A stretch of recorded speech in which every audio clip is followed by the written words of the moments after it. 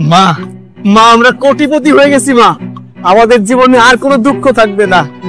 এই দেখো, এই দেখো টাকা, এই দেখো ব্যাগ ভর্তি টাকা।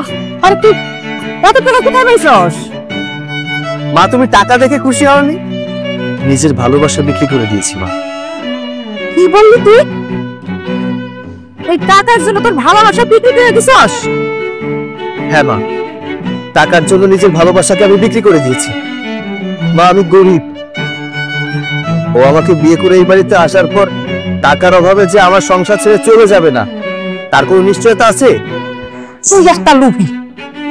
তোর মতো একটা স্বার্থপর লুভি ছেলেকে যে আমি পেটে ধরেছি এটা ভাবতে আমার ঘৃণা করে। তোর ভালোবাসা বিক্রি করার টাকা আমি ছোবল। মা তুমি এসব কি বলছো? তুই যেটা শুনছস সেটাই দেখছি।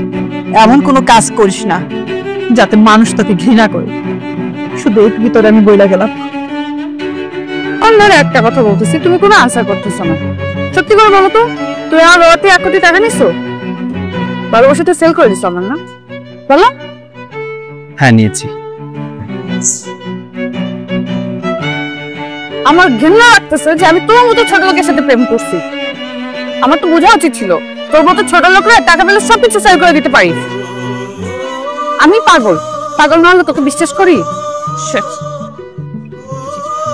যেবা আমার পুরো কথাটা শোনো, বিশ্বাস করো আমি তোমাকে সত্যি অনেক ভালোবাসি। একদম চুপ। তোর মুখে না ভালোবাসার কথাটা মানায় না। তুই ভালোবাসা মর্ম বুঝিস? তুই তো টাকা পেলে বিক্রি হয়ে যাস। আমার কি মনে হয় জানিস, টাকা পেলে তোর মায়ের ভালোবাসা তুই সেল করে দিবি।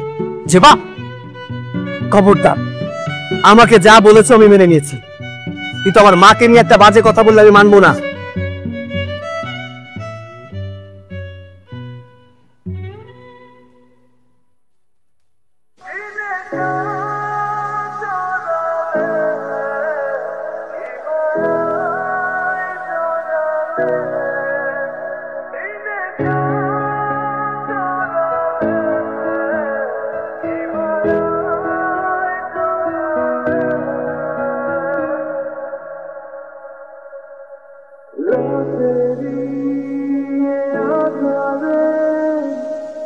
কেন এসেছো বাবা এখানে?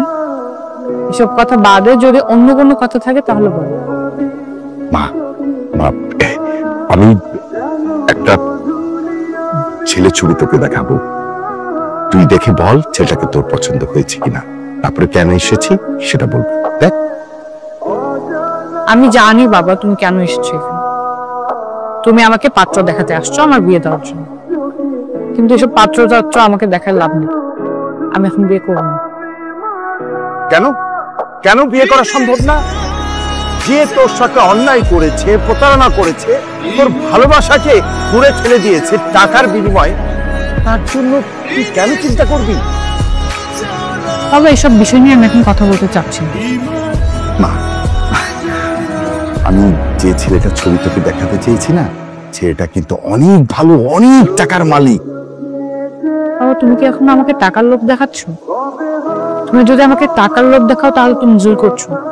তোমার মেয়ে এতটা লোভী না, আমি বিয়ে করতে চাই না বাবা। মা,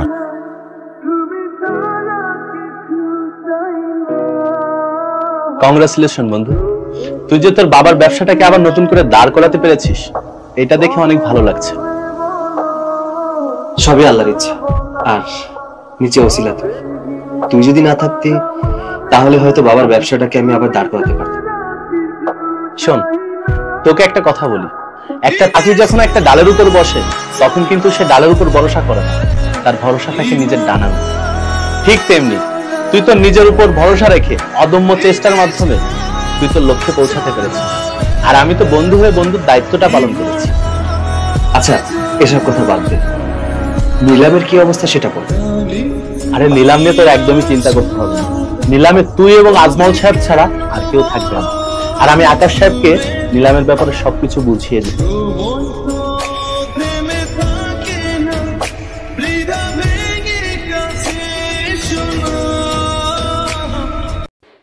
আশা করি ভিডিওটি দেখে সবাই ভালো লাগছে। নেক্সট ভিডিও পাওয়ার জন্য চ্যানেলটি সাবস্ক্রাইব করবেন এবং এই নাটকের শেষ পার্ট আপলোড দেওয়া হবে এই ভিডিওর পরপরই। সবাই লাইনে থাকবেন।